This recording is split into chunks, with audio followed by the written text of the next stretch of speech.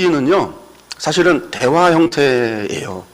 새 친구들과의 논쟁이지만 새 친구들과의 대화. 그래서 그 대화가 어떤 말이 오고 가느냐를 알아야 그 내용의 흐름을 쫓아갈 수 있거든요.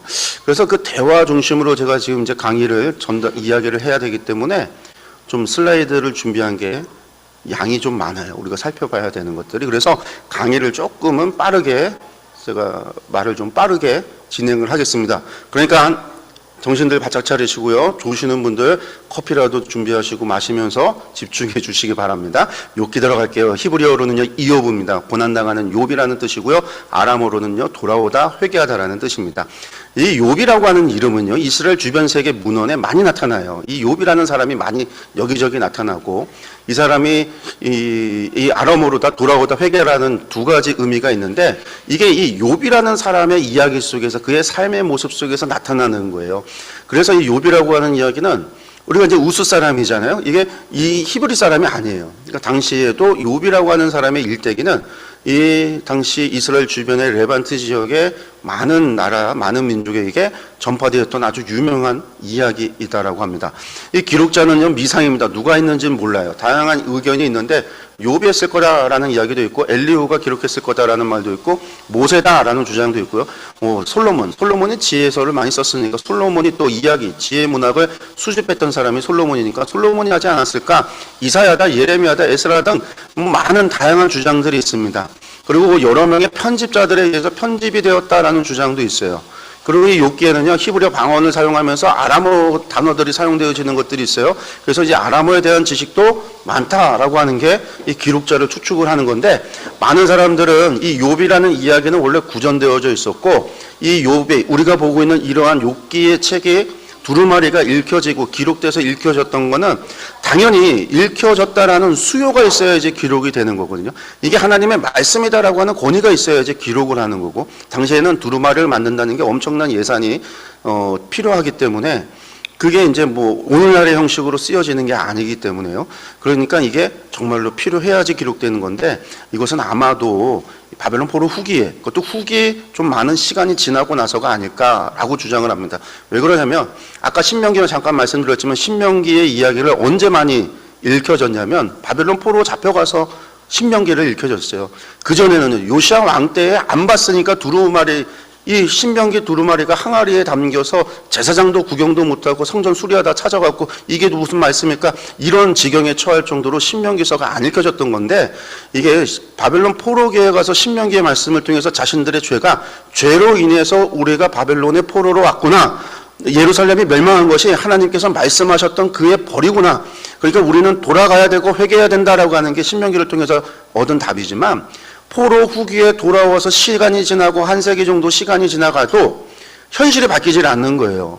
여전히 이스라엘 회복이 되지 않고 70년 뒤에 회복한다고 그랬지만, 돌아와서 성전도 지었지만 하나님의 영광이, 떠나셨던 하나님의 영광이 돌아오지 않고, 다윗의 왕가는 부활하지 않고, 강력한 하나님께서 약속하셨던 이새의 뿔에서 낳는 그런 왕은 도저히 기대할 수조차 없고, 그런 현실 속에서 우리 열심히 성전도 지었고 할 일 다 했는데 왜 하나님의 약속은 이루어지지 않을까?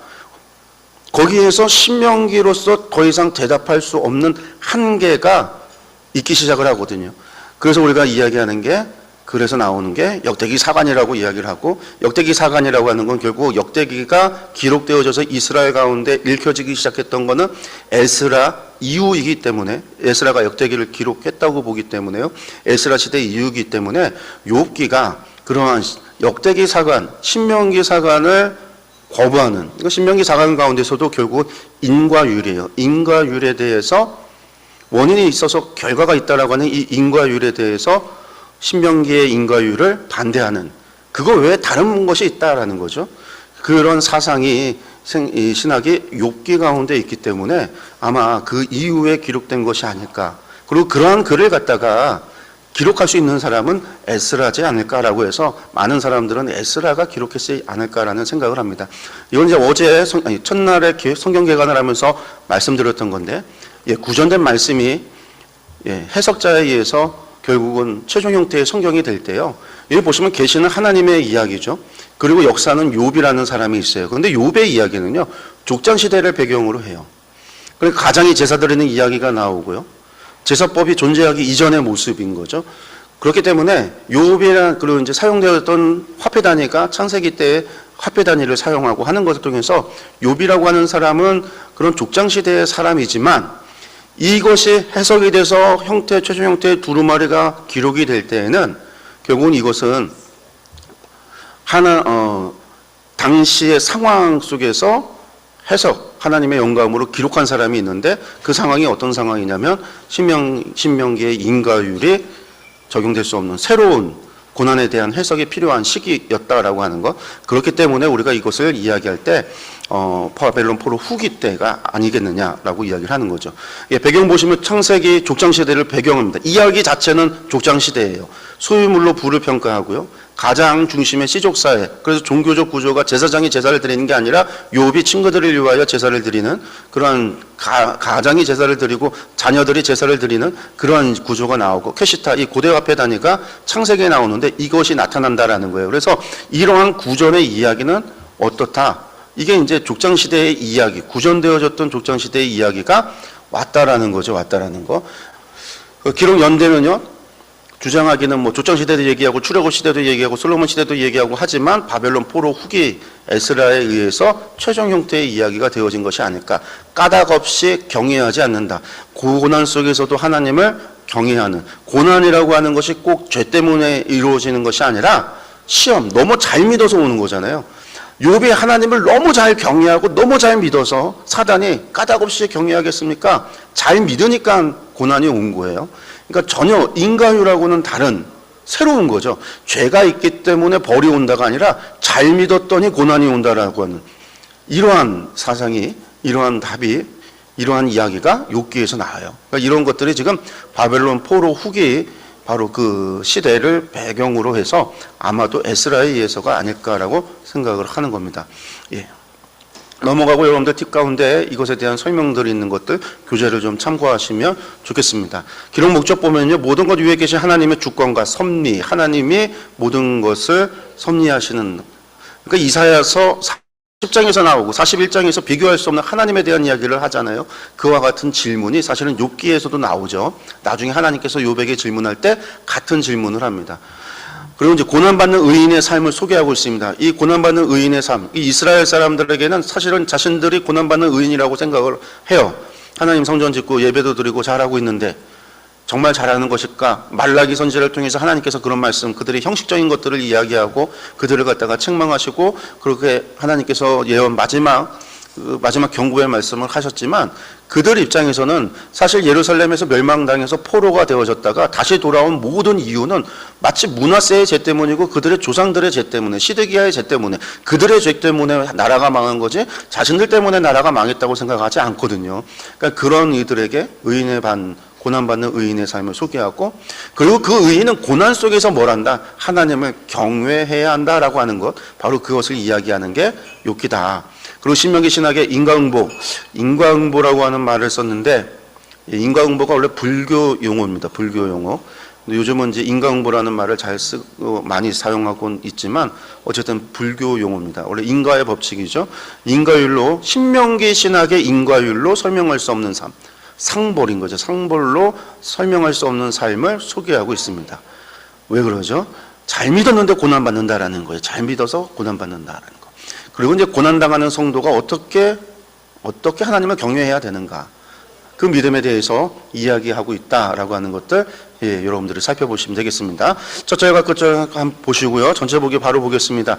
1장부터 42장까지 되어져 있는데 1장과 2장은 욥의 고난, 서론에 해당하고요. 38장에서 42장은 욥의 구원, 마지막 회복에 대한 이야기가, 마지막 이 이야기의 끝에 대한 결론부가 38장에서 42장이고 3장에서 37장까지가 새 친구와의 논쟁이에요. 우리가 이제 욥기하면 새 친구와의 논쟁 이렇게 이제 표현을 하잖아요. 그건 논쟁이지만 실제로는 3장에서 28장까지가 새 친구들과의 세 번의 순환 논쟁이고 나머지는 욥의 최종 변론, 그리고 이제 그 뒤에 엘리후가 등장을 해서 이야기하는 이야기까지 포함이 됩니다. 어쨌든 이 3장에서 37장까지는 서로 간의 논쟁, 대변, 변명, 막 서로 공격하는 그런 이야기, 서로 간의 대화로 구성이 되어져 있다라고 보시면 되겠습니다. 그리고 욥에 대해서, 이 욥기에 대해서 우리가 잘못 알고 있는 게 뭐냐면요, 우리 흔히 욥과 세 친구의 논쟁을 이렇게 이야기를 해요. 엘리바스가 대답을 공간, 엘리바스, 빌닷 그리고 소발이라고 하는 세 친구가 가서 욥과 논쟁을 하는데, 세 친구들 한번 얘기하고 욥이 얘기하고, 근데 그게 아니라 엘리바스가 얘기하고 욥이 얘기하고 빌닷이 얘기하고 욥이 얘기하고, 그 얘기를 듣고 소발이 얘기하고 소발의 얘기를 듣고 욥이 이야기하고 욥의 이야기를 듣고 엘리바스가 얘기를 하는, 친구들과 한 번씩 공격하고 다시 그것에 대해서 반박하고 공격하고 반박하고 하는 이야기들이 쭉 진행이 되는데, 우리가 대부분 이렇게 이해를 해요. 그러면서 엘리바스가 인과응보, 그러니까 인과율에 대해서 주장을 하고, 엘리바스는 욥을 악인으로 규정을 하고, 엘리바스는 그것도 엘리바스가 이제 처음에 시작하면서 인과응보 주장하고 악인이라고 얘기하고 회개를 요청하고, 이 세 친구들이 다 그런 얘기들을 주장을 하는데, 우리가 이렇게 보면 욥기를 잘못 이해합니다. 왜? 세 친구들이 무슨 욥을 위로하러 왔다가 욥에 대해서 공격하고 돌아간다는 이야기가 되니까요. 사실은 욥은 이렇게 되어져 있는 게 아니라 이렇게 되어져 있습니다. 어떻게? 욥의 탄식으로부터 시작이에요. 엘리바스의 공격으로부터 시작이 아니라 욥이 탄식했기 때문에 시작이에요. 그러니까 아까 같은 이 상황에서 우리는 뭐라고 얘기했냐면, 친구들과 대화하다가 결국은 욥이 그냥 화가 나서 자신의 의를 내세우다가 결국은 하나님보다 자신의 의가 더 의로워졌다, 나중에 가서 36장 이후에 가서 그때 가서 이제 뭐 얘기를 했다, 그렇게 이해를 하는데, 그게 아니라 욥은요 처음부터예요. 처음부터 욥이 새 친구들과 만났을 때 욥의 탄식을 하면서 자신의 생일을 저주하고 자신의 난날을 저주하고 자신이 차라리 죽었으면 좋겠다라고 하는 불평을 이야기하는 바로 이 욥의 탄식을 듣고, 엘리바스가 욥아 그런 얘기해서는 안 돼, 하나님 앞에 그런 죄 짓는 거야, 잘못 그렇게 자신을 저주하고 그러지 말아야 돼, 이런 이야기를 하면서 이야기가 시작이 되는 거예요.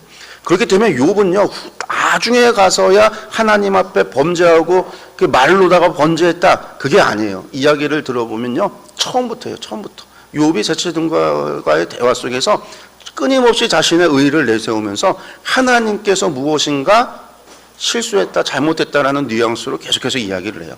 그러니까 구조를, 우리가 이 순환 논쟁이라고 하는 것을 욥의 탄식으로부터 시작해서 욥의 최후 변론이라고 하는 것을 포함시켜 놓은, 욥으로 시작해서 욥으로 끝나는 구조 속에서 들여다봐야 욥의 이야기를 바르게, 그냥 무조건 욥은 옳고 새 친구들은 나쁘다라고 이야기는 하면 안 되고, 이렇게 봐야 욥기를 갖다가 이 새 친구들과의 대화를 바르게 이해할 수 있습니다. 우리 바로 자세히 보기로 넘어가겠습니다. 1장부터 2장까지가 서론이라고 했습니다. 사탄의 시험입니다. 먼저 가장 중요하죠. 이야기 시작하면서 뭡니까? 하나님께서 인정하신 의인. 여러분들 욥은요 분명히 하나님께서 인정하신 사람이에요. 하나님 경외하고 그 믿음을 하나님께서 인정하신 거예요. 근데 자꾸만 나중에 이제 욥은 의인 아닌 것처럼 이야기하지만 하나님이 인정하는 그런 의인이었다라는 거예요. 우스 땅에 욥이라 불리는 사람이 있었는데, 그 사람은 온전하고 정직하여 하나님을 경외하며 악에서 떠난 자라라고 하고 있습니다. 우스라는 땅을요 많은 사람들이 어떻게 생각을 하냐면요, 동방의 사람이라고 얘기하고 동방 모든 사람 하는데, 우스를 바벨론의 우스로 보는 경우가 있어요. 바벨론의 우스로.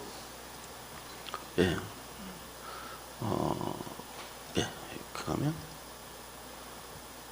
제가 이거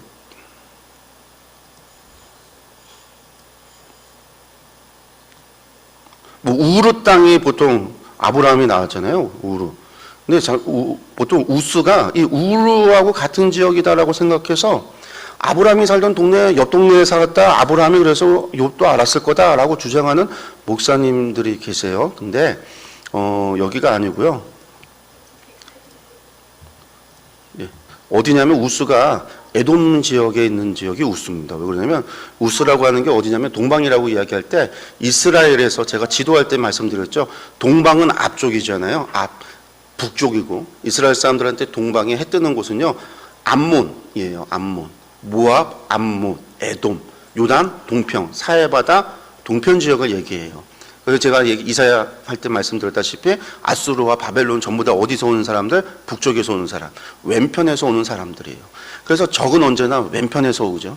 그리고 또 오른편에서 오고요. 애굽에서 오고, 그 앞에는 동편이에요, 동편은. 그러니까 저기 우리야 이 세계 지도를 보니까 동쪽으로 가니까 바벨론도 있고 더 가면 어디 있겠어요? 우리나라도 있겠지만 그 당시 사람들은 아니다. 그들은 봤을 때 동편은 해 뜨는 곳인 에돔 지역이다라고 생각하시면 됩니다. 그리고 욥이 어떤 사람이었냐, 얼마나 온전했냐면요, 자녀들이 잔치를 벌이고 놀면요, 욥이 혹시라도 죄를 지었을까봐 자녀들을 다 불러서 자녀들을 위해서 번제를 드렸다라는 거예요. 하나님을 욕되게 했을까봐 그렇게 언제나 욥이 그렇게 하나님 앞에서 행위가 온전하였다라고 하는 것을 보여주죠. 그래서 욥이 받은 복이 얼마나 컸냐면, 욥에게는 자녀가 아들이 7명이었고 딸이 3명이었고 재산은요, 양이 7,000마리, 낙타가 3,000마리, 소가 500결이, 암나귀가 500마리였다라는 거예요. 이처럼 많은 복을 맞았습니다. 그런데 이 욥에 대해서 사단이 하나님 앞에 이제 질문을 하면서 이야기가 전개가 되죠.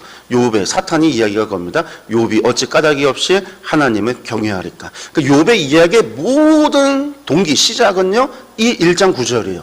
욥기에는요, 이 1장 9절의 말씀을 놓쳐서는 안 돼요. 그러니까 욥기의 주제가 우리는 인내다, 혹은 고통이다, 고난이다, 이렇게도 좀 핵심 주제, 태그를 갖다가 우리가 뽑는다면은 인내, 고난, 복 이런 것들을 할 수가 있겠지만 그게 아니라 이 이야기를 이끌어가는 주제는요, 욥이 어찌 까닭없이 하나님을 경외하리까, 경외라고 하는 겁니다. 경외라고 하는 거. 그래서 주께서 그의 손으로 하는 바를 복되게 하사 그의 소유물을 땅에 넘치게 했으니까 뭐 했다는 거죠? 경외하는 겁니다. 받은 게 있어서 경외한다라는 거예요. 그래서 주의 손을 펴서 그의 모든 소유물을 치소서 하니까 하나님께서 내가 그의 소유물을 다 내 손에게 맡기노라, 그 대신에 몸에 손은 대지 말라라고 이야기합니다. 이게 첫 번째 시험이죠.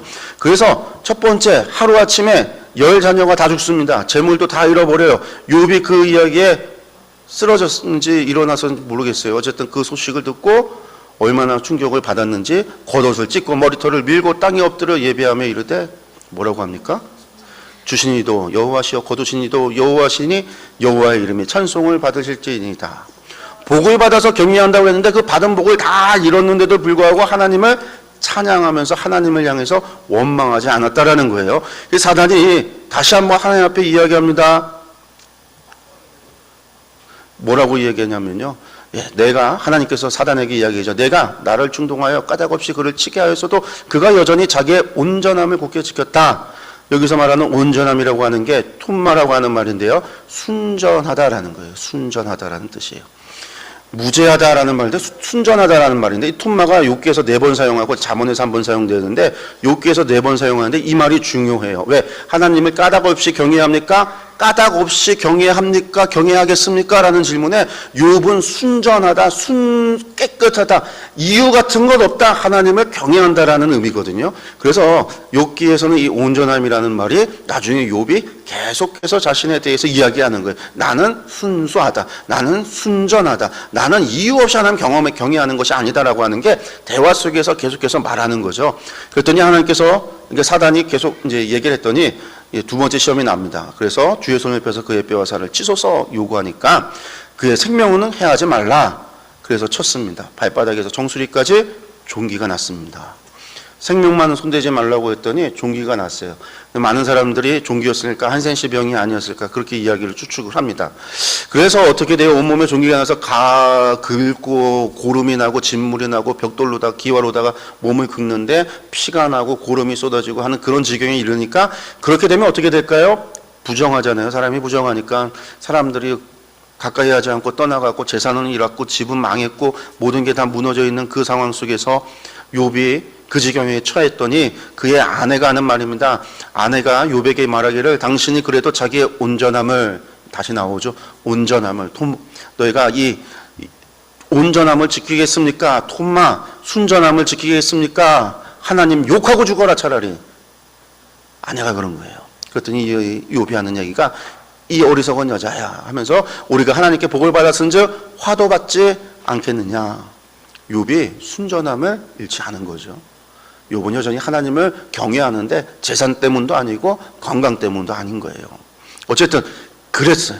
그랬는데 이런 소식이 욥의 친구들에게 전달이 됐습니다. 그래서 이 친구들이 욥을 찾아왔습니다. 찾아왔어요. 11절에 보니까 욥을 위문하려고 왔는데 누가 왔냐? 대만 사람 엘리바스와 수아 사람 빌닷과 나아마 사람 소발 이들이 왔어요.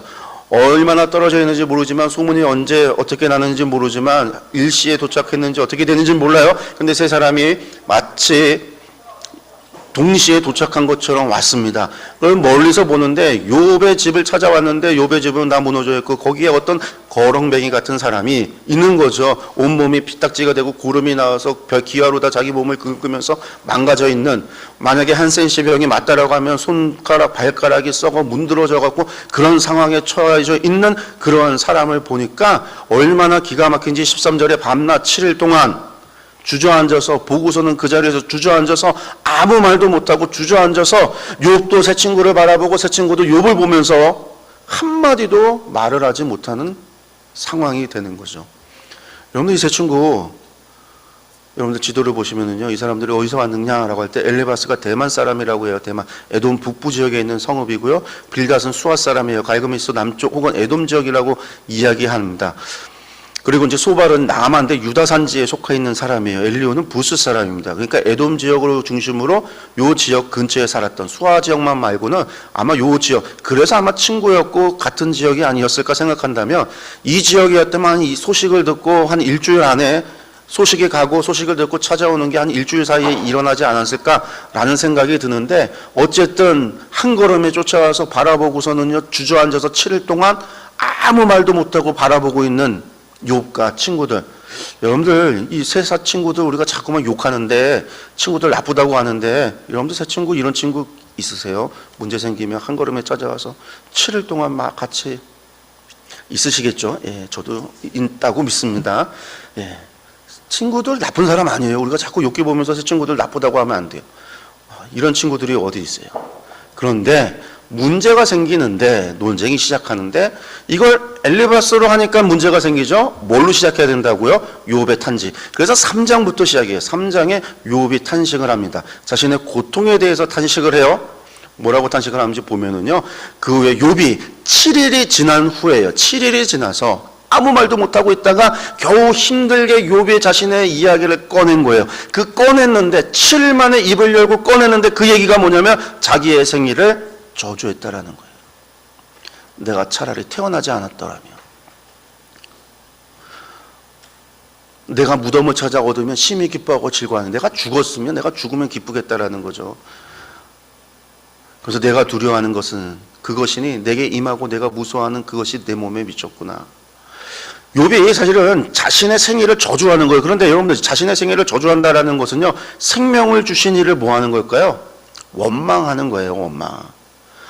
생명은 하나님께서 주셨는데 자신의 생일을 저주한다. 내가 차라리 태어나지 않았더라면 하나님께서 나에게 왜 이 생명 주셔서 이 꼴을 당하게 하십니까? 라고 하는 말이 그 이면에 담겨 있는 거죠. 그러니까 엘리바스가 그 이야기를 들어요. 친구들이 그 이야기를 들으니까 걱정이 될까요? 안 될까요? 당연히 되죠. 그 친구들은 뭐라고 얘기하겠어요? 만약에 제 친구가 이런 지경에 처했을 때 그렇게 탄식을 한다면요, 저도 얘기할 거예요.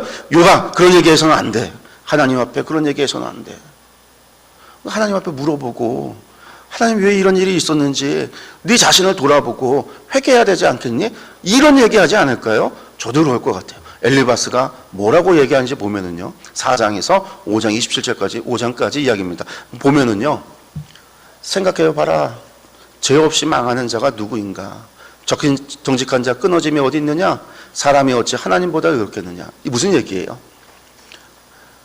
정직한 자가 끊어짐이 어디 있고 죄 없는 사람이 망하는 경우 없다. 네가 한번 잘 돌아봐. 너한테 잘못이 있는 것이 아니겠느냐. 사람이 하나님보다 의롭지 않다라는 거예요. 그러면서 나라면 일단 하나님을 찾겠다. 하나님 앞에 원망하고 그렇게 입술로 다 죄를 범하면 안 돼. 먼저 하나님을 찾아야지. 나 같으면 하나님 찾겠고 내 이 일을 하나님 앞에 의탁하겠다. 하나님께 징계받는 자에게 복이 있나니, 왜 그러냐면 너는 하나님께서 징계받으면 징계를 통해서 우리가 회개하면 하나님이 우리에게 다시금 돌아오시니까. 여러분들 이 이야기 뭘까요? 신명기 이야기예요. 신명기 이야기 그대로예요. 하나님 찾으면 하나님 만나 주신다고 그랬잖아요. 무조건 찾아야죠. 그게 첫 번째잖아요. 엘리바스의 이야기는 바로 그 얘기예요. 근데 이 엘리바스의 이야기 속에 담겨 있는 게 뭐예요? 한마디로 인과율이 있는 거죠. 죄가 있기 때문에 이 일이 일어났다라는 원인이 있기 때문에 결과가 있다라는 거예요. 그러니까 욥이 그 이야기를 들으니까 욥이 뭐라고 이야기하냐면요. 엘리바스의 이야기를 듣고 욥이 하는 얘기입니다. 하나님의 두려움이 나를 엄습하여 친다. 내가 거룩하신 이의 말씀을 거역하지 않았다. 나는 지금 그 이야기를 들으니까 지금 욥이 갑자기 이제 화가 난 거죠. 왜 화가 났을까요? 나는 죄가 없는데. 욥이 죄가 있어요, 없어요? 없잖아요. 하나님도 의인이라고 인정을 했는데. 그런 사람이 그런 인생이었단 말이에요. 지금까지의 그의 삶이 그런 인생이었어요. 그리고 두 번에 걸쳐서 욕하고 죽으라는 아내의 말에서조차도 욥은 자신의 온전함을 지켰단 말이에요. 그런데 욥이 하는 얘기예요. 젖는 자의 화살이 내게 박혔다. 이것이 이 일이 일어난 이유가 뭔지를 알아요. 욥은요. 하나님께서 하신 일이라는 것을 하루아침에 자녀 10명이 죽고 재산을 다 잃고 자기 몸에 이러한 병이 일어난 것이 단순한 인과의 법칙에 의해서 된 것이 아니라 자연적인 법칙에 대해서 이루어진 것이 아니라 전능하신 이가 나에게 화살을 쏴서 하나님께서 행하신 일이라는 걸 알아요. 그렇기 때문에 나는 두려워요. 그런데 생각해 보면 나는 하나님 앞에 이 거룩하신 이의 말씀에 거역한 적이 없어요. 아마 욥이 그런 얘기 듣기 전에도 이 일이 왜 일어났을까 생각하지 않았을까요? 하나님을 경외하는 욥이었다고 한다면 처음 자녀들이 죽었을 때부터 이 일이 왜 일어났을까를 고민하고 또 고민하며 무슨 죄가 있지는 않았을까? 무슨 잘못한 것이 있지는 않았을까? 무슨 실수한 것이 있지는 않았을까? 계속 생각했을 거예요. 당연하죠. 욥이 이야기해요. 내가 거룩하신 이의 말씀을 거역하지 않았다. 그러면서 뭐라고 하냐면 친구 엘리바스를 향해서 너희는 고아를 제비 뽑으며 너희 친구를 팔아넘기는구나. 뭐라고 팔아넘겨요? 죄인으로 팔아넘긴다라는 거예요.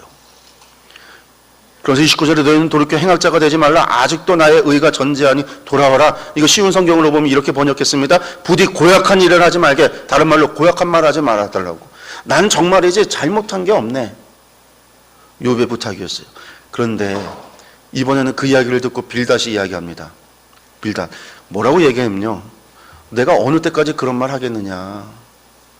그런 말 해서는 안 된다라는 거죠. 3절 하나님이 어찌 정의를 굳게 하시겠느냐. 전능하신 이가 어찌 공의를 굳게 하시겠느냐. 여러분들 이 빌닷도요. 이 일이 하나님으로부터 이루어졌다는 걸 아는 거죠. 지금 이런 일이 하나님으로부터 일어난 거예요. 원인이 있어요. 근데 빌닷이 아는 것, 새 친구들이 아는 거는요. 이 일이 하나님으로부터 일어났기 때문에 철저히 이거는 죄 때문이다라고 아는 거예요. 당시에 이스라엘 포로 후기를 살아갔던 이스라엘 사람들에게 선지자라고 랍비라고 하는 사람들이 말씀을 해석해요. 토라를 해석해요. 신명기를 해석해요. 그러면서 전하는 이야기 모든 것을 여러분들 회개해야 됩니다. 죄를 졌습니다. 나는 아무리 생각해도 죄진 게 없는데 죄를 졌습니다 라고 계속해서 주장하는 것과 지금 똑같이 새 친구들의 말은 욥에게 그렇게 들리는 거죠. 그러면서 이야기합니다. 내가 만약 하나님을 찾으면 전능하신 이에게 간구하고 또 청결하고 정직하면 반드시 너를 하나님께서 돌보실 거다. 그러니 평안해라. 그러면서 7절에 내 시작은 면역하였으나 내 나중은 심히 창대하리라. 여러분들 이 욥기 8장 7절 말씀은 빌닷이 욥에게 하는 얘기예요. 그러면서 빌닷이 지금 무슨 얘기 때문에 한 거예요? 욥이 자신은 의롭다 잘못한 게 없다라고 얘기한 것에 야 하나님께서 잘못할 일이 있냐. 하나님이 공의하신 분인데 전능하신 분이신데 그러니까 빨리 돌아와 회개해. 그러면 하나님께서 회복시켜 주실 것이야. 신명기 말 그대로 너희가 하나님 찾으면 마음을 다하고 뜻을 다하여 창아찌면 하나님 만나 주실 것이야. 복을 더하여 주실 것이야. 7절 복에 복을 더해 주실 것이야. 바로 그 말이에요. 우리는 이제 요거 똑 잘라갖고서는 보통 이제 신방할 때 가게 같은 데다가 이제 걸어주는 말씀이죠. 하나님 말씀 아니라 빌닷이 욥에게 해주는 충고의 말씀입니다. 근데 단순한 게 아니죠. 돌아와야지 된다라는 얘기예요. 신명기적인 이야기. 그러니까 욥이 하는 이야기입니다. 그 얘기를 듣고요. 내가 하나님께 아뢰겠다. 그러는 거죠. 근데 누가 하나님을 소환하겠느냐라는 거예요. 욥이 이야기합니다. 진실로 내가 이 일이 그런 줄 알거냐. 나도 안다라는 얘기죠. 어떻게 인생이 사람이 하나님 앞에 의로우냐. 아무도 의로울 수 없다. 나 이거 안다라는 거예요. 네가 하는 얘기 나 안다라는 거예요. 다른 말로 이야기한다면 쉬운 성경으로 나도 자네 말이 옳다는 것을 알지만 하나님 앞에서 죄 없다고 할 사람이 어디 있을까? 아무도 없다라는 거죠. 그러니까 욥이 하나님을 찾는 겁니다. 내가 하나님께 아뢰오니 나를 정죄하지 마시옵고 무슨 까닭으로 무슨 이유로 나와 더불어 변론하시는지 내게 알게 하옵소서. 무슨 이유로 이 일이 일어나는지 좀 알게 하옵소서. 쉬운 성경 하나님께 말할 것이라네. 제발 하나님 나를 죄인 취급하지 말아 주십시오. 제발 당신이 왜 나를 찌시는지 이유라도 알려주십시오. 욥의 이야기입니다. 그러면서 이어서 이야기합니다. 주께서는 내가 악하지 않은 줄 아십니다. 주의 손에서 나를 벗어나게 할 자도 없습니다. 주의 손으로 나를 빚으셨으며 만드셨는데 이제 나를 멸하시나이다. 주께서는 나를 악하지 않다라는 거, 분명히 의롭다는 거 알고 분명히 안다라는 거 욥도 알아요. 니들이 이야기하는 거 나도 안다라는 이야기를 했어요. 그러니까 소발이 이야기합니다. 뭐라고 이야기하냐면요. 말이 많으니 어찌 대답이 없으랴. 네가 말이 많다라는 거죠. 사람이 어찌 의롭다 하면 없겠느냐. 욥은요 그 이야기에 있어서 끊임없이 자신의 의로움을 주장하고 있잖아요. 그러니까 소발이 하는 이야기예요. 내 자랑하는 말이 어떻게 사람으로 잠잠하게 하겠으면 내가 비웃으면 어찌 너를 부끄럽게 할 사람이 없겠느냐. 네가 너 의롭다고 자꾸 얘기하는데 그거 논박하고 너 자의 죄를 갖다가 지적하고 얘기할 사람이 없겠느냐. 내 말에 의하면 내 돈은 정결하고 나는 주께서 보시기에 깨끗하다. 네가 스스로 의롭다 하는구나. 좀 바꿔서 쉬운 성경으로 보면 자네 말을 들은 우리가 어찌 자네를 꾸짖지 않을 수 있겠느냐. 자네는 내 교훈은 바르고 나는 하나님 눈앞에 온전하다 이렇게 말했지 하면서 14절에 내 손에 제약이 있거든 멀리 버리라. 불의가 내 장막에 있지 못하게 하라. 소발의 이야기도 마찬가지죠. 인과율. 그들이 죄가 있기 때문에 하나님께서 하신 일이니까 어서 빨리 회개하라 라는 이야기를 장황하게 이야기하고 있는 겁니다. 욥이 이야기합니다. 그 얘기를 들으니까 욥이 이야기합니다. 대답하되 너희가 죽으면 지혜도 죽겠구나. 그 얘기는 뭐예요? 참 니들 그래 참 똑똑하다. 니들이 죽으면 지혜도 없어지겠구나. 이제 비꼬면서 하는 얘기예요. 나도 너희같이 생각이 있어 너희만 못하지 않다. 내가 너희만 못하지 않다라는 거죠. 의롭고 온전한 자가 조롱거리가 되었구나. 자신이 순결한 자잖아요. 내가 지금 너희한테 조롱을 당하고 있구나라는 거예요. 그러면서 이제 12장에서 나의 눈이 이것을 다 보았고 나의 귀가 이것을 듣고 깨달았다 라고 하면서 전능자에게 말씀하려 하며 하나님과 변론하려 하노라. 나 이제 니들이랑 얘기하기 싫어. 하나님과 변론할 거야. 너희는 거짓말을 지어내는 자여 다 쓸모없는 의원이다. 니들이 하는 얘기는 다 헛소리야. 나는 의롭다라는 말이 있는 거죠. 그러면서 하는 얘기입니다. 내가 말씀하게 하옵시고 주는 내게 대답하옵소서. 내가 말할 테니 하나님, 제가 말할 테니 하나님이 좀 말씀해 주세요. 제가 이 친구들이랑 얘기하지 싫습니다. 하나님께서 좀 대답해 주세요. 나의 죄악이 얼마나 많아서 도대체 이러한 일을 당해야 되는지, 제가 어떻게 살았기에 도대체 이러한 꼴을 당해야 되는지 말씀 좀 해주세요. 나의 허물과 죄를 내게 알게 하옵소서. 이게 욥의 소원이에요. 하나님 앞에. 그것이 이제 첫 번째 새 친구들과의 이야기가 흐름이 끝났습니다. 두 번째 논쟁입니다. 욥이 그 얘기를 듣고 이제 엘리바스가 다시 이야기를 해요. 다시 순서는 엘리바스, 욥, 빌닷, 소발의 순서로 이야기가 진행이 됩니다. 아까 첫 번째 엘리바스는요, 인과응보로 처음에 이야기했어요. 죄가 있어서 그런 것이 아니겠느냐. 이제는요, 엘리바스가 욥의 이 이야기를 듣고 나니까요, 마지막 이야기가 뭐였어요? 하나님 변론 좀 하자고요. 하나님 좀 나에게 좀 와서 대답, 설명 좀 해주세요. 이런 이야기를 하니까 엘리바스가 뭐라고 이야기하냐면, 너는 죄인이구나. 이 이야기. 그렇게 이야기가 시작이 됩니다. 그러니까 이야기가 논쟁이 첫 번째보다 두 번째의 시작이 더 악화됐어요. 야, 죄가 있어서 그런 것 아니겠느냐 그랬는데 이제는 너는 정말 죄인이구나 라는 거예요. 보십시오. 4절에 15장 4절에 울분을 터뜨리는 자며 자기 자신을 찢는 사람아, 그러면서 내가 아는 것을 우리가 알지 못하는 것이 무엇이냐, 내가 깨달은 것을 우리가 소유하지 못한 것이 무엇이냐. 아까 욥이 새 친구들을 향해서 말했듯이 엘리바스가 욥에게 하는 얘기예요. 네가 아는 것만큼 우리도 안다, 우리 모르지 않다라고 하면서 하는 얘기가 사람이 어찌 깨끗하겠느냐, 여인에게서 난 자가 어찌 의롭겠느냐, 원론적인 이야기를 하는 거죠. 하물며 16절 악을 저지르기를 물 마신같이 하는 가증하고 부패한 사람을 하나님께서 용납하시겠느냐. 하나님 용납할 수 없다. 죄인은 용납할 수 없다. 이미 욥에 대해서 정죄한 거예요. 그러니 네가 회개하지 않으면 결코 하나님이 용납하지 않으니까, 이 상황이 변하지 않으니까 회개해야 된다라는 얘기예요. 그러니까 욥이 합니다. 뭐라고 얘기했냐면 중재를 원한다. 아까 마지막부터 첫 번째 논쟁 마지막부터 하나님을 찾기 시작했죠. 욥이 하나님을 찾아요. 뭐라고? 이런 말을 내가 많이 들었나니 너희는 다 재난을 주는 위로자구나. 위로하러 왔는데 7일 동안 아무 말도 못하고 그 끔찍한 상황을 보면서 같이 가슴 아파했는데 이제는 그들이 나를 비난하니 나에게 재난 주는 위로자다라는 거예요. 근데 욥이 하는 얘기 보세요. 7절. 이제 주께서 나를 피로하게 하시고, 지금 자신이 겪고 있는 고난이 누가 준 거예요? 주님께서 하셨다라는 거죠. 나의 온 집안을 패망하게 하셨다라는 거예요. 하나님이 나를 악인에게 넘기셨다. 지금 내가 이 꼴을 당하는 것도 하나님께서 나에게 이렇게 넘겼구나. 행악자의 손에 던졌구나. 이 말은요 무슨 얘기예요? 친구들을 향해서 지금 욥이 뭐라고 한 거예요? 니들 악인이라는 거예요. 친구들을 향해서 욥이 뭐라고 한 거예요? 행악자라고 얘기한 거예요. 욥이 친구들을 욕한 거예요. 이건 하나님 저를 행악자들의 손에 넘기셨습니까? 그 친구들이 그 얘기 들으면 어떻게 하겠어요? 네가 우리를 욕하냐? 네가 우리를 갖다 행악자라고 하냐? 우리 위로하러 왔는데 그렇게 되겠죠. 이 이야기가 이제 뒤에 연결이 됩니다. 17절에 그러나 내 손에는 뭐하라고요? 포악이 없다. 내 기도는 정결하다. 깨끗하다. 욥은요 끊임없이 자신의 의로움에 대해서 주장하고 있는 거예요. 나의 친구는 나를 조롱하고 내 눈은 하나님을 향하여 눈물을 흘리니 사람과 하나님 사이에 인자와 그 이웃 사이에 중재하기를 원하노라. 누가 있어서 중재하는 사람이 있어서 나와 하나님 사이를 제발 중재해 줬으면 좋겠다 이 이야기를 합니다. 그런데 아무도 중재할 수가 없죠. 중재하는 사람이 없어요. 그러니 소원이 끊어지는 거죠. 2절 나를 조롱하는 자들이 나와 함께 있으므로, 계속해서 친구들 뭐라고 얘기해요? 나를 조롱하는 자. 내 눈이 그들의 충동함을 항상 보는구나. 그러면서 3절 청하건대 나에게 담보물을 주셔서 나의 손을 잡아줄 자가 누구리이까? 중재자가 누구리이까? 주께서 그들의 마음을 가려 깨닫지 못하게 하셨사오니 그들을 높이지 마소서. 새 친구들의 마음을 가리셔서 새 친구들이 이렇게 지금 잘못 이해하고 나를 공격하고 있는 이유도 하나님께서 하셨다라는, 주님께서 하셨다라는 거예요. 하나님이 나를 백성의 속담거리가 되게 하시니 그들이 내 얼굴에 침을 뱉는구나. 나의 날이 지나갔고 내 계획, 내 마음의 소원도 다 끊어졌고 나의 희망이 어디 있으며 나의 희망을 누가 보겠느냐? 소원이 다 끊어진 절망 가운데 있다는 얘기죠. 그러니까 이제 빌닷이 이야기합니다. 두 번째, 무슨 얘기할까요? 아까 얘기했죠. 욥이 욕했으니까 받아쳐야죠. 우리를 짐승으로 여기며 부정하게 보느냐? 행악자라고 그랬어요. 조롱한다고 그랬어요. 악하다고 그랬어요. 욥이 새 친구들을 그렇게 얘기하니까 빌닷이 하는 얘기예요. 우리를 짐승으로 여기고 부정하게 보느냐.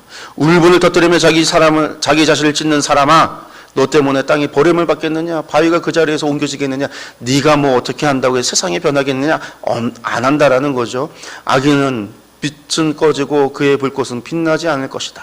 그러면서 21절에 참으로 불의한 자의 집이 이러하고 하나님을 알지 못하는 자의 처소도 이러하다. 사실 이 21절 전에요, 무슨 일에 대해서 이야기하냐면요, 이 욥의 집안에 있었던 그 자녀 10자녀가 다 죽고 재산을 다 잃어버린 거, 그것을 비유해서 이야기를 했어요. 그러니까 니들 자녀 죽고 재산 다 잃은 거, 그리고 네 몸에 병이 난 거 다 네가 불의해서 그런 것이 아니냐, 빌닷의 이야기가 그거였어요.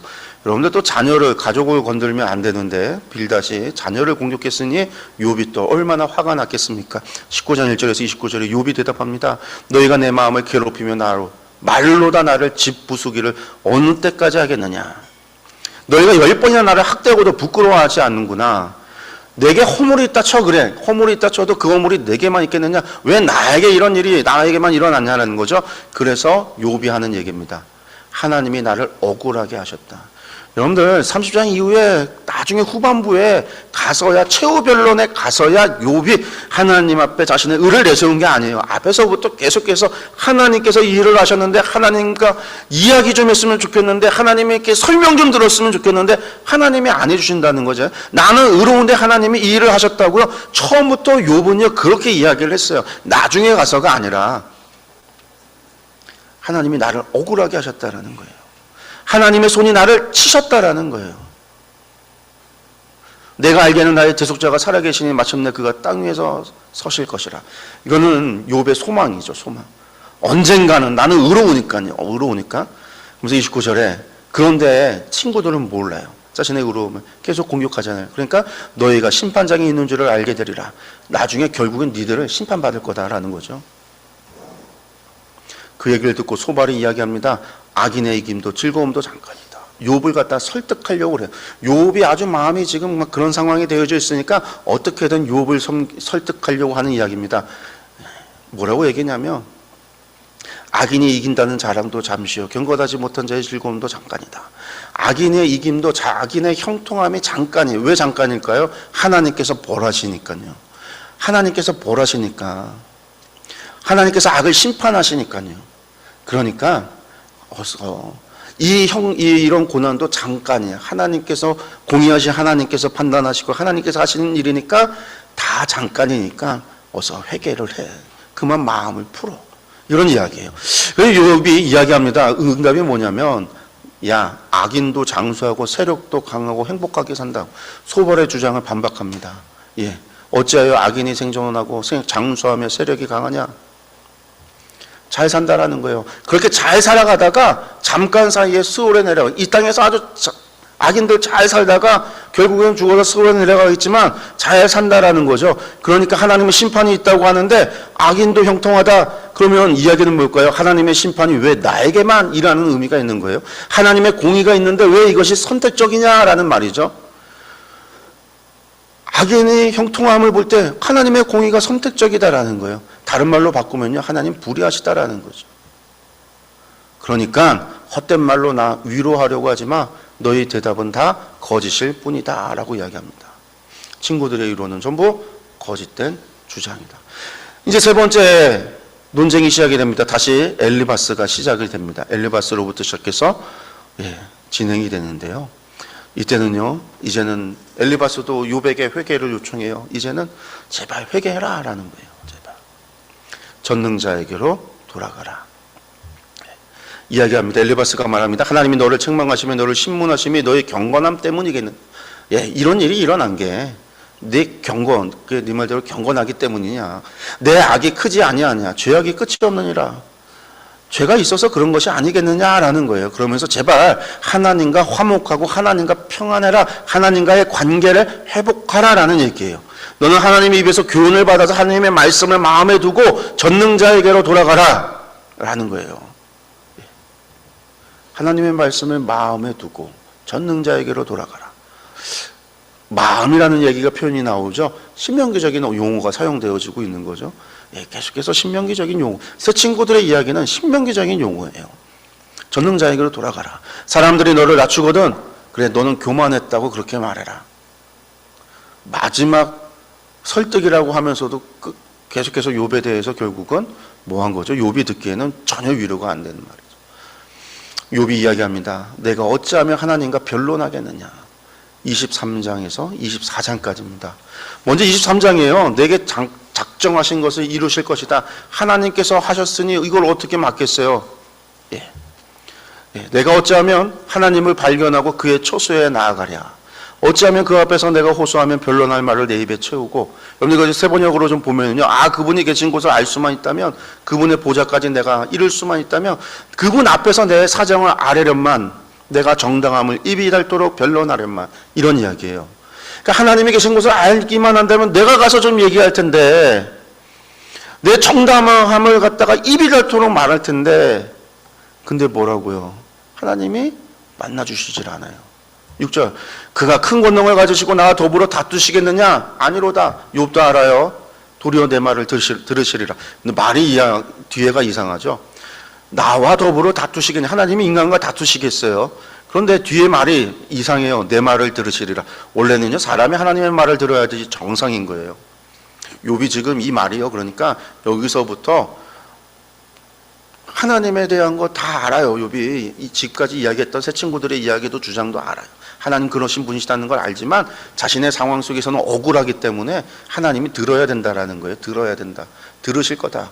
거기서는 정직한 자가 그와 변론할 수 있은즉 내가 심판자에서 영원히 벗어나리라. 거기서는 이라는 것, 뒤에 심판자라는 얘기죠. 재판하는 자리에서는 정직한 자가 변론할 수 있기 때문에 하나님이 내 말을 들을 것이다. 그래서 하나님이 심판을 잘못했다라는 것을 알 거다. 지금 욥이 하는 이야기는 그런 의미에서 하는 얘기예요. 그러면서 8절에 뭐라고 얘기하냐면, 그런데 내가 앞으로 가도 그가 아니 계시고 뒤로 가도 보이지 아니하며 왼쪽에서 이러시나 내가 만날 수 없고 오른쪽으로 돌이키시나 배울 수 없다라고 얘기해요. 이거 세 번역으로 보면 조금 더 우리가 정확하게 의미를 알 수 있습니다. 뭐라고 얘기하냐면요, 동쪽으로 가서 찾아봐도 하나님 거기 안 계시고, 서쪽으로 가서 찾아봐도 하나님 뵐 수 없고, 북쪽에서 일하고 계실 터인데 북쪽에서 일하는 것을 내가 알아서 그곳을 하나님을 찾으러 갔는데 거기서도 볼 수가 없고, 남쪽에서 일하신다는 얘기를 듣고 그곳을 찾아갔는데 거기서도 그분을 뵐 수가 없구나. 만나기만 하면 내가 얘기하고 하나님이 들으시고 죄 없다라는 걸 알 텐데 하나님이 뭐 하시는 거예요? 사실은 이 이야기는요. 하나님 나 피하고 있다라는 얘기예요. 동쪽으로 가도 만날 수 없고 왼쪽에서도 거기 안 계시고 일하고 계셔서 거기를 알고 듣고 찾아갔더니 나를 피하고 안 계시고 남쪽에 있다 해서 일하신다 해서 그곳을 찾아가도 하나님 거기에 계시지 않고 그러니까 욥이 뭐라고 하냐면요. 그러나 내가 가는 길을 그가 아시나니 그가 나를 단련하신 후 내가 순금같이 되어 나오리라. 이건 이제 OT 때 말씀했어요. 잘못 번역이 된 거죠. 새 번역으로 볼게요. 하나님은 내가 발 한 번 옮기는 것을 다 알고 계실 터이니 나를 시험해 보시면 내게 흠이 없다는 것을 아실 수 있으련만. 여러분들 하나님 이야기는요. 하나님께서 내가 동쪽으로 간 것도 알고 계시고 서쪽으로 간 것도 알고 계시고 북쪽으로 찾아간 것도 알고 계시고 남쪽으로 찾아간 것도 알고 계실 텐데 하나님 나를 안 만나 주시고 나를 갖다 시험만 해보면 나를 좀 들여다만 보면 내가 온전하다라는 것, 내가 흠이 없다라는 것을 아실 텐데 하나님 안 하신다라는 거예요. 심판자가 게을러서 안 하신다라는 거예요. 한마디로 하나님께서 나를 피하고 있다라는 거예요. 하나님께서 불의한 것, 잘못한 것 지금 실수해 놓고서는 이것에 대해서 대처를 안 하고 있다라는 얘기예요. 그런데 우리가 뭐 어찌돼도 잠깐 얘기했지만 우리는 이 말씀을 가지고 이런 찬양을 불러요. 주가 보이신 생명의 길 나 주님과 함께. 본문 말씀만 가지고 앞뒤 다 잘라놓고 10절만 본다면 이게 마치 우리를 단련하신 후에 순금같이 되어오겠다는 인내를 통해서 우리가 신앙이 성장한다라고 하는 그러한 것으로 받아들일 수 있어요. 로마서에 그런 이야기가 있잖아요. 환난은 인내를, 인내는 연단을, 연단은 소망을 이루는 줄 안다. 그런 의미로서 이 찬양 시편을 갖다가 이 형도 박정은이라는 분이 묵상을 하고 곡을 만든 것 같은데 앞뒤 다 잘라놓고 지금 욥이 하나님 앞에 죄 짓는 고백을 하면서 개역 개정 성경이 번역이 잘못되어 있는 그걸 가지고 우리가 이 찬양을 부르고 있는 거예요. 하나님 불의하십니다 라는 고백에 찬양을 하는 거예요. 나는 의로운데 하나님 불의하십니다 라는 걸 이야기하는 거예요. 예, 카톨릭 내 길을 알고 계신 나를 시금해 보시면 내가 순금으로 나오련만. 공동번역 나의 걸음 낱낱이 아시나니 털고 또 털어도 나는 순금처럼 깨끗하리라. 아무리 털어봐도 나는 죄가 없습니다. 북한 성경도 그래요. 낱낱이 아시나니 털고 또 털어도 나는 순금처럼 깨끗하리라. 아무리 털어보세요. 저에겐 먼지 하나 없습니다. 북한 사람들도 아는데 우리가 역본을 봐야 되는 이유가 그거예요. 23장 왜 이런 것을 알게 되냐, 이런 고백을 하냐면은요, 이런 것을 묵상을 하냐면 전부 다 욥이요 새 친구들과의 이야기에는 범죄하지 않았다. 최후 변론 가서야 그가 자신의 의의를 내세우는 잘못을 했다라고 하는 것이 우리가 한국교회에서 너무나 욥기를 설교하는 분들이, 욥기를 가르치는 분들이 그렇게 이야기를 했고 그것이 당연하다고 우리가 받아들였기 때문에 성경 보면서 앞뒤 이야기 문맥도 생각 안 하고 성경을 봐서 그런 거예요. 우리가 앞에 처음부터 봤지만 새 친구 엘리바스의 공격으로부터가 아니라 욥의 그 자신의 그 탄식으로부터 이야기를 봤을 때 이야기의 전개가 어떻게 되는지, 그가 욥이 처음부터 자신의 의를 내세우며 하나님께서 불의를 행하셨다라고 하는 주장을 하고 있다라는 것을 알 텐데 이제 그것이 잘못 이해를 해서 그런 것이죠. 당연합니다. 요 10절 이후에 나오는 말씀도 읽어보면 그럼 나중에 말씀을 보면은요 다 그 얘기가 연결이 되는 거예요. 내 발은 오직 그분의 발자취를 따르며 하나님이 정하신 길로만 성실하게 걸으며 길을 벗어나서 방황하지 않았건만, 나는 하지 않았건만, 계명을 어긴 일도 없건만, 12절에 나오는 말씀을 늘 마음속에 간직했건만. 그러나 13절에 그분이 한번 뜻을 정하면 누가 그것을 돌이킬 수 있으랴. 하나님께서 하신 거죠. 나는 그랬건만, 나는 그랬건만, 나는 그랬건만. 욥의 잘못, 하나님을 향해서 원망의 말이에요. 당연히 그 얘기를 들으면 빌닷이요 펄쩍 뛰는 거예요. 하나님 앞에서 어떻게 사람이 더 의롭냐. 욥의 이야기는요 내가 하나님보다 의롭다라는 얘기였거든요. 하나님 앞에서 의롭다고 이야기한 거거든요. 그런즉 하나님 앞에서 사람이 어떻게 의롭다 하며 나 여자에게서 난 자가 어찌 깨끗하다 하랴. 펄쩍 뛰어서 하는 이야기입니다. 그랬더니 욥이 하는 얘기입니다. 나 죽기 전에는 나의 온전함, 또 나오죠. 나는 버리지 않을 거다. 오늘 여기 보시면요 욥이 대답합니다. 아까 하나님 앞에서 누가 의롭다고 할 수 있느냐 하니까 욥이 하는 얘기예요. 내가 누구를 향하여 4절에 말하느냐 하면서 누구의 정신이 내게서 나왔느냐. 여기 정신이라는 말이 네샤마라는 말인데요. 이게 정신, 영혼, 영 그런 거예요. 네가 지금 누구의 영에 씌어서 그런 얘기하냐? 지금 아예 친구를 갖다가 귀신 씌워서 그런다고, 악령 씌워서 그런다고, 그런 식으로까지 지금 욥이 이야기를 한 거예요. 그러면서 욥이 이야기합니다. 나의 정당함을 물리치신 하나님. 26장 2절이요. 아예 대놓고 이야기합니다.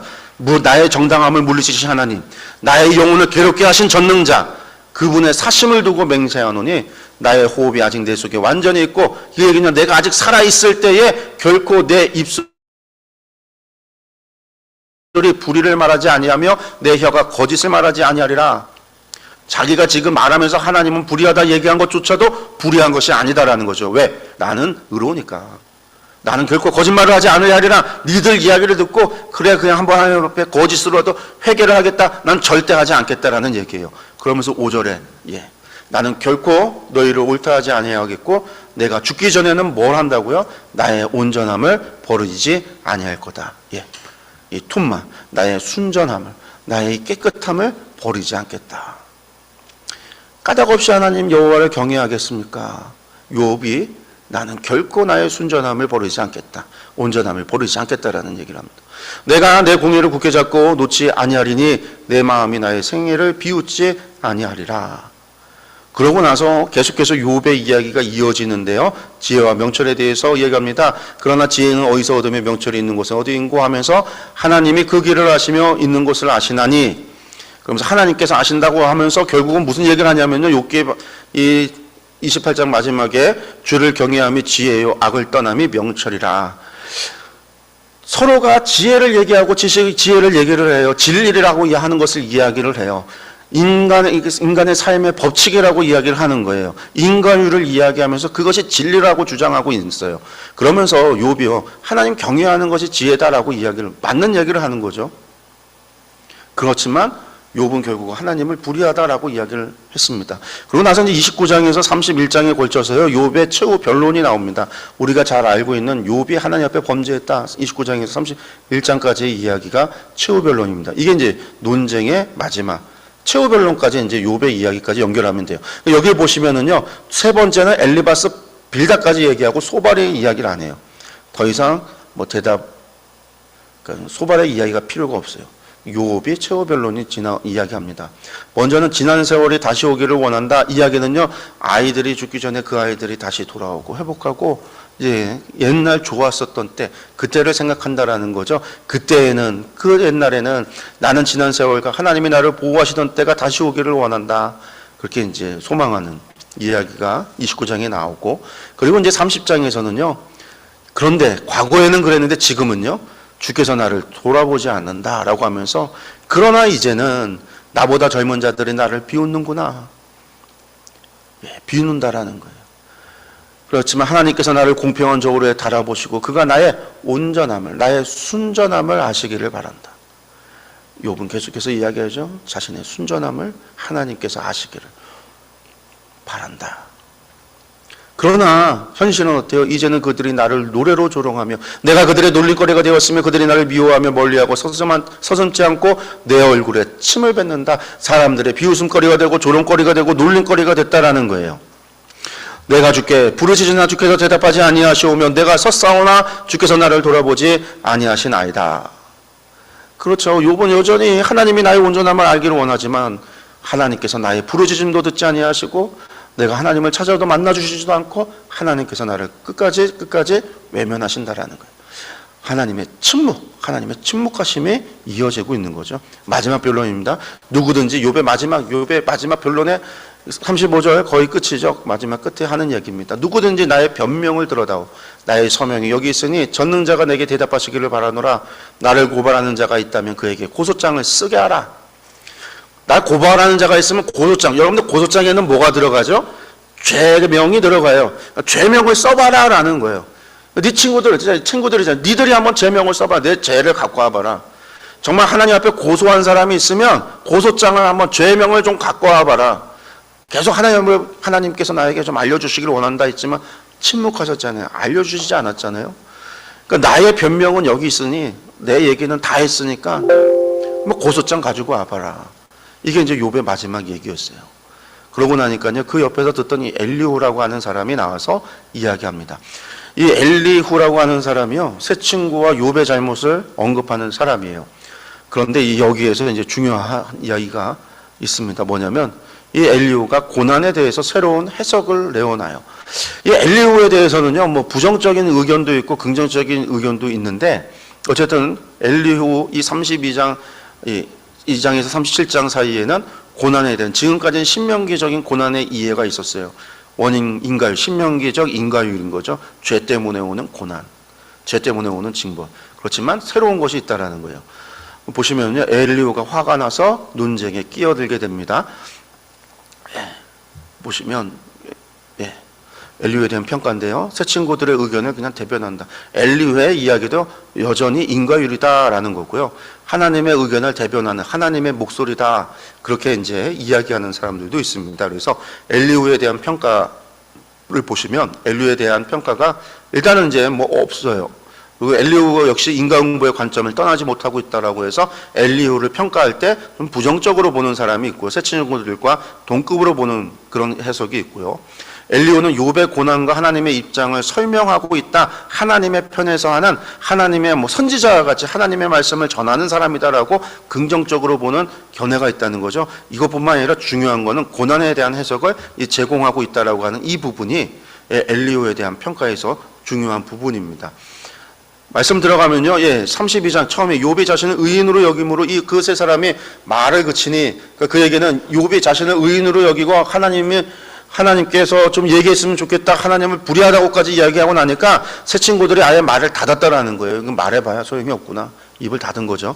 그러니까 람 종족 부스 사람 바사겔의 아들 엘리후가 화를 내면서 이야기를 해요. 이 새 친구들에게도 화를 내고 욥에게도 화를 냈는데 욥에게 화를 내는 이유는 뭐냐면 욥이 하나님보다 자기가 의롭다 하기 때문이고, 새 친구에게 화를 내는 것은요, 그들이 능히 대답하지 못하면서도 욥을 정죄하기 때문에. 그러니까 욥의 죄가 무엇인지는 얘기하지 않고, 아까 욥이 얘기했잖아요. 고발하는 자가 있으면 고소장을 내봐라, 죄를 지적해봐라 했는데 그거에 대해서 아무 대답도 못하면서 그냥 욥에 대해서 정죄만 하고 있다. 이것은 잘못됐다라는 거죠. 그러니까 새 친구들은 죄를 찾지 못하고도 무고죄를 하고 있는 거예요. 무고하고 있는 거고, 욥은 하나님보다 자신을 의롭다고 하고 있는 것이 죄다라는 거예요. 엘리후가 이야기합니다. 하나님께서는 뭐라고 꿈의 환상을 볼 때 말씀하신다. 33장의 말씀인데 보시면은요, 이르기를 나는 깨끗하여 악인이 아니며 순전하고 불의도 없거늘 참으로 하나님이 나에게 잘못을 찾으시며 나를 자기의 원수로 여기사. 이 욥이 이런 얘기를 했다라는 거죠. 의롭다고 얘기했다라는 거예요. 그러니까 엘리후가 내가 그대에게 대답하랴. 그러면서 이 말에 그대가 의롭지 못하니 하나님은 사람보다 크다. 네 말 잘못됐다. 이건 엘리바스의 이야기가 똑같습니다. 하나님 사람보다 크고 하나님은 의롭다라는 거죠. 그러면서 얼마나 크냐면 하나님 한 번 말씀하시고 다시 말씀하실 때 사람은 관심이 없도다. 하나님은 아무리 얘기하지만 사람이 관심이 없다고 얘기하고, 실로 하나님이 사람에게 이 모든 일을 제삼 행하시면 그럼에도 행하는 것은 무엇이냐, 이런 고난을 주는 이유는 또한 무엇이냐라고 하면서 30절에 너무 중요한 말씀입니다. 그들의 영혼을 구덩이에서 이끌어 생명의 빛을 그들에게 비추려 하십니다. 여러분들 이러한 고난을 왜 주느냐라고 이야기할 때 신명기는 뭐라고 그랬어요? 죄 때문이다라는 거죠. 죄가 때문에 상벌이 있는 거죠. 사람의 행하는 것에 따라서 상벌이 있는 거고, 죄 우상숭배로 인해서 너희가 말한 나라를 잃고 포로가 된다라고 이야기하고 있는 거고, 죄 때문이라고 하는 인과율을 이야기했는데 여기에서 무슨 얘기가 나오냐면 생명을 살리기 위해서, 영혼을 구덩이에서 이끌어 생명의 빛을 비추게 하기 위해서, 생명을 살리기 위해서 고난을 준다라고 하는 전혀 다른 인과율을 주는 거예요. 이게 역대기가 제시하고 있는 새로운 고난에 대한 이해인 거죠. 고난이 죄 때문만 오는 것이 아니라 뭐 때문에 우리가 하나님의 백성이 돼서 우리를 살리기 위해서 고난을, 정말로 우리를 연단해서 우리를 갖다가 연단케 하기 위해서도 고난을 주신다라는 거예요. 그래서 역대기 이후에 예수님은 그런 얘기 하시잖아요. 우리에게 자신의 십자가를 지고 좁은 길을 따라라, 좁은 길로 들어서라, 좁은 문으로 들어와, 자신의 십자가를 지고 와라. 이거 전부 다 뭐 하는 거죠? 고난의 길로, 고난의 동참하라는 얘기예요. 베드로 전서에서 보면 그리스도의 남은 고난에 동참하라라고 이야기했어요. 고난에 동참하는 거, 여러분들 이것을 신명기적으로 이야기하면 잘못된 거예요. 신명기적으로 이야기한다면 바울 사도가 자신의 몸에 가시가 있어서 질병이 있어서 하나님 앞에 3번씩이나 기도했는데도 하나님께서 치유해 주시지 않았다. 신명기적으로 이야기하면 뭐 때문이에요? 죄 때문이에요. 그러나 역대기적으로는 아닌 거예요. 우리를 연단하기 위한 방법도 있다라는 거죠. 우리의 생명을 살리기 위하기도 한다라는 거예요. 바울은 무슨 얘기를 했어요? 그것이 도리어 자신을 갖다가 겸손케 하는 거고 하나님의 영광이 되어지는 일이라고 이야기를 했어요. 여러분들, 이것이 고난에 대한 새로운 이해, 신명기적으로만 한다면 우리는 몸에 질병이 오거나 뭔가 문제가 생기면 전부 다 죄 때문이라고 얘기해야만 되지만, 그렇지 않은 상황이, 새로운 인과율이 있다라는 거죠. 역대기적인 인과율이 있다라는 거예요. 그것이 고난에 대해서 더 이상 죄 때문만이 아니다. 이스라엘이 당하는 고난은 그들을 연단하기 위한 것이다, 그들을 살리기 위한 것이다, 그들에게 생명을 주시기 위한 것이다 라고 하는 새로운 해석을 준 거죠.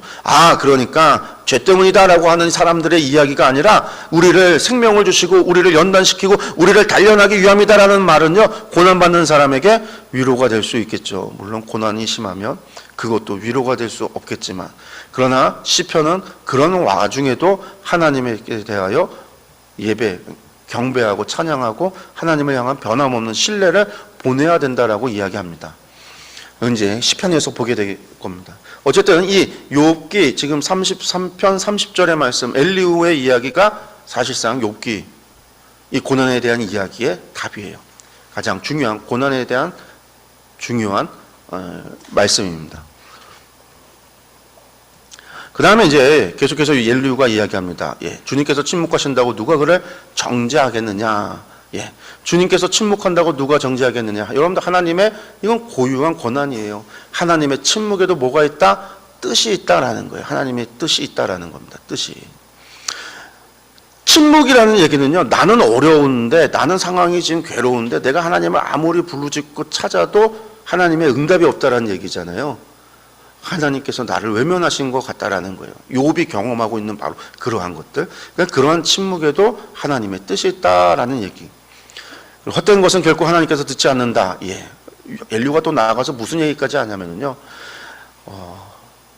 그대에게 악행이 가득한들 하나님께 무슨 상관이 있겠느냐? 사람에게 어떤 선이 있고 어떤 악이 있다 해도 이것이 사람에게 영향을 미치, 내가 선을 많이 행해서 이웃에게 선을 베풀 수도 있고 나의 악함이 주변 사람들을 갖다가 괴롭게 할 수도 있겠지만 이런 것이 하나님께는 아무 영향도 끼칠 수 없다라는 거예요.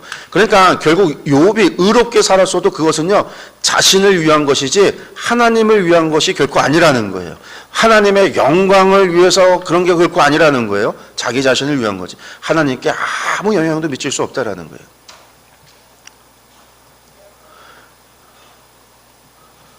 그러면서 헛된 것은 하나님이 결코 듣지 아니하며 전능자가 돌아보지 아니할 거다라는 이야기를 하시고 나서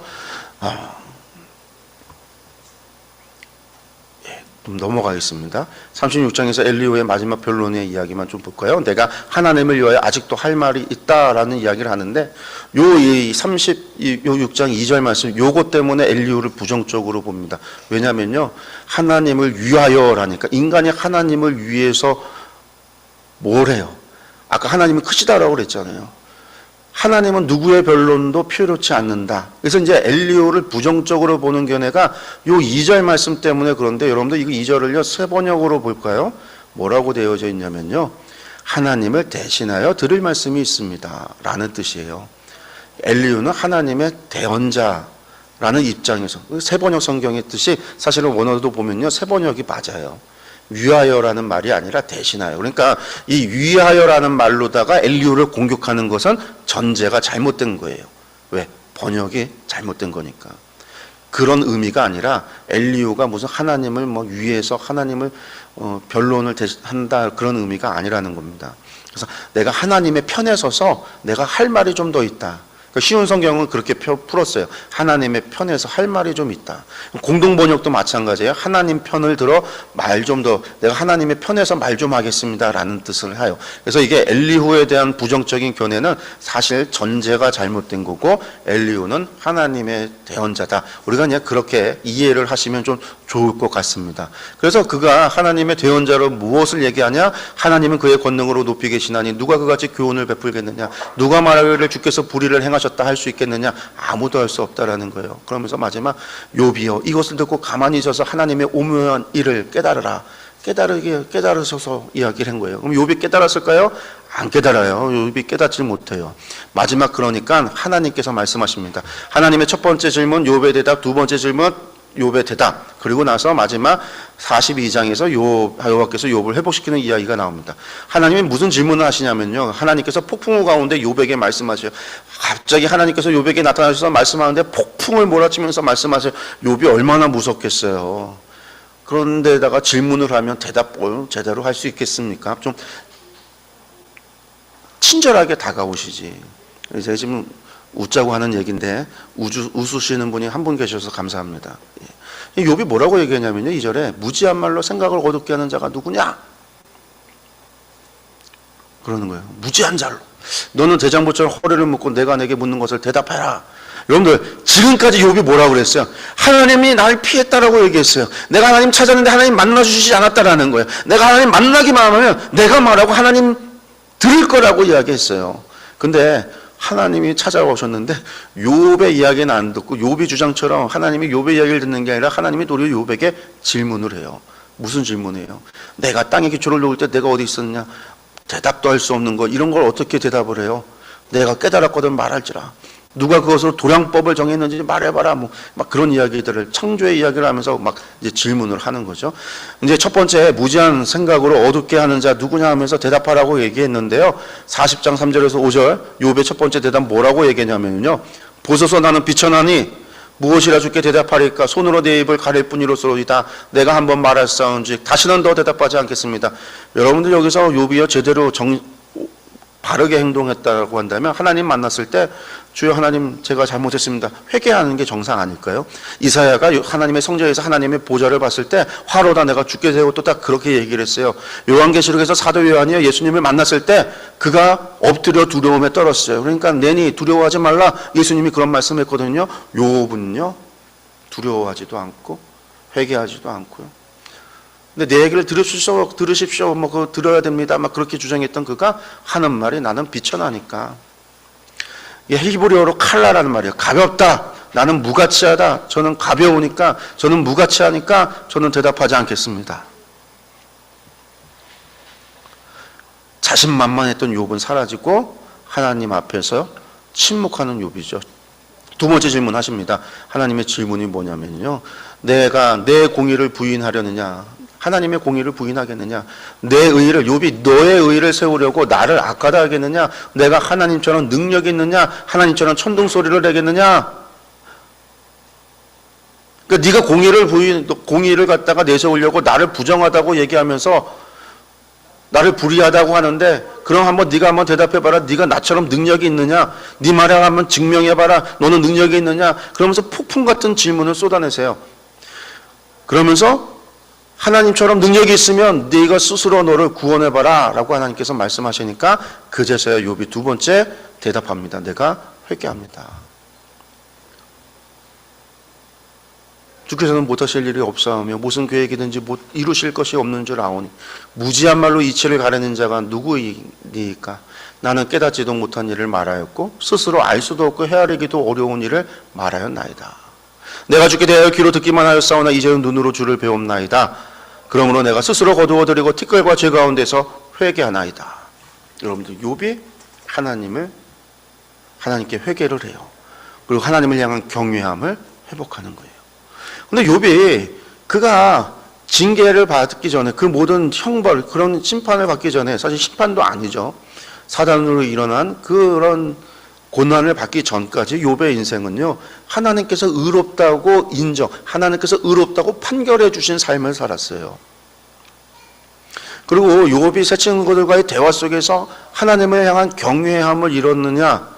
그가 하나님께 대하여 지금까지 이야기하고 말했던 모든 고백은요 사실 다 옳았지만 결국 자신의 의로움에 대해서 하나님 침묵하고 있는 그 문제에 있어서 하나님이 왜 침묵하시는가? 그것이 해결이 되지 못했던 거였거든요. 근데 그가 욥이 하나님을 만나자마자 하나님의 침묵에 대한, 여러분들 욥이 하나님 만나서 하나님께 설명을 들었나요? 하나님께서 욥에게 야 네가 지금 너의 자녀들 10명이 죽은 이유가 뭔지 아니? 네 재산 다 잃은 이유가 뭔지 아니? 네 몸에 종기가 난 이유가 뭔지 아니? 하나님께서 설명하지 않았어요. 그렇다고 욥의 환경이 지금 회복이 돼서 죽었던 아들들이 무덤에서 다 일어나서 다시 살아나오고 잃어버렸던 재산을 다 되찾고 그러지도 않았어요. 몸이 회복이 돼서 눈과 같이 깨끗하게 나은 것도 아니에요. 아무것도 변한 것이 없는데 욥은 하나님을 만났어요. 하나님의 말씀을 들었어요. 그것으로 욥이 회개한 거예요. 욥이 하나님을 향한 경외함이 회복된 거예요. 여호와께서 욥을 회복시키십니다. 욥에게 말씀하신 이후에 새 친구에게 이야기합니다. 그러면서 뭐라고 얘기했냐면 나를 가리켜 말한 것이 내 종 욥의 말같이 옳지 못하다. 새 친구들을 향해서 새 친구들 니들은 죄가 있다라는 얘기가 아닙니다. 우리가 이제 새 친구들을 부정하게 보는 이유가 이 7절 말씀에서 나를 가리켜 말한 것이 욥의 말같이 옳지 못하다라고 이야기하기 때문에 그런 건데, 여러분들 욥의 말같이 옳지 못하다라는 말은 무엇이냐면 욥은 그러니까 새 친구들의 이야기가 뭐였어요? 신명기 인과율에 따라서 죄가 있기 때문에 너희가 벌을 받는다. 죄에 대한 것은 이야기를 못하고요. 사실상 얘들은, 이 새 친구들은요, 욥을 무고죄로 고발한 거와 똑같아요. 죄가 없는데 고발한 거죠.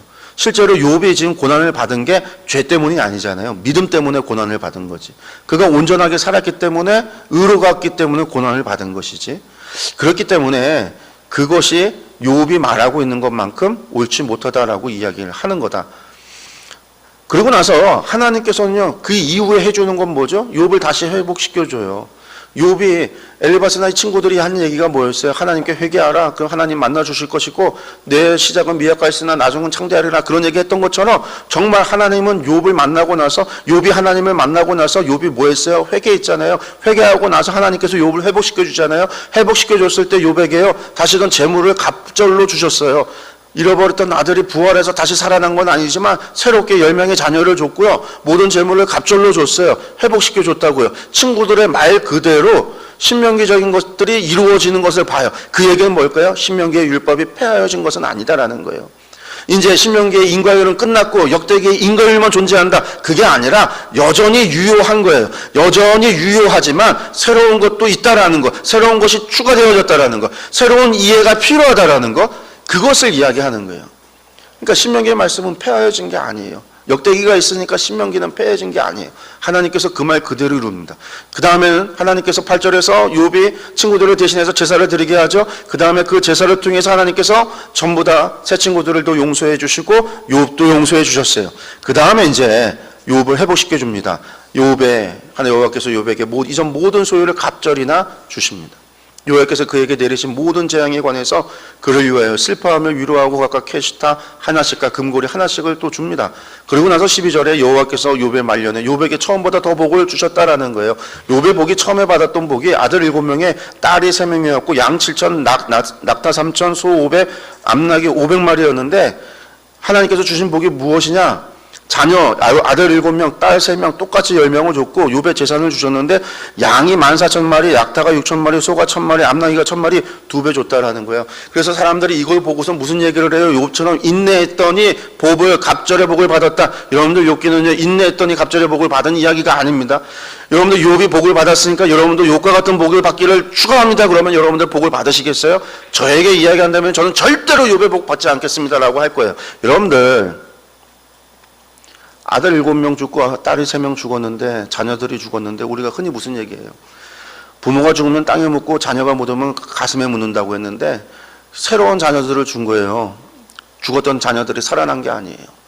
아들 7명, 딸 3명 줬어도 그 옛날, 새롭게 10명 줬으니까 옛날 아이들은 머릿속에서 싹 잊어버리고 산다?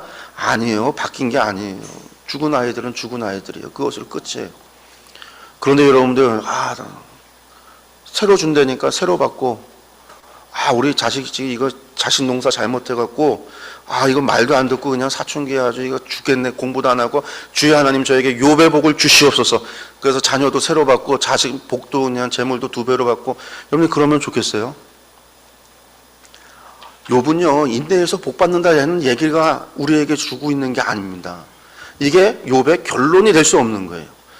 욥기는요, 의인도 고난을 당한다라는 것을 말해주고 있고요. 고난은 생명을 얻기 위함이다라고 하는 것을 이야기해주고 있고요. 더 나아가서 그럼에도 그 고난 속에서도 뭘 해야 된다라는 거예요? 하나님 경외해야 된다라는 거예요.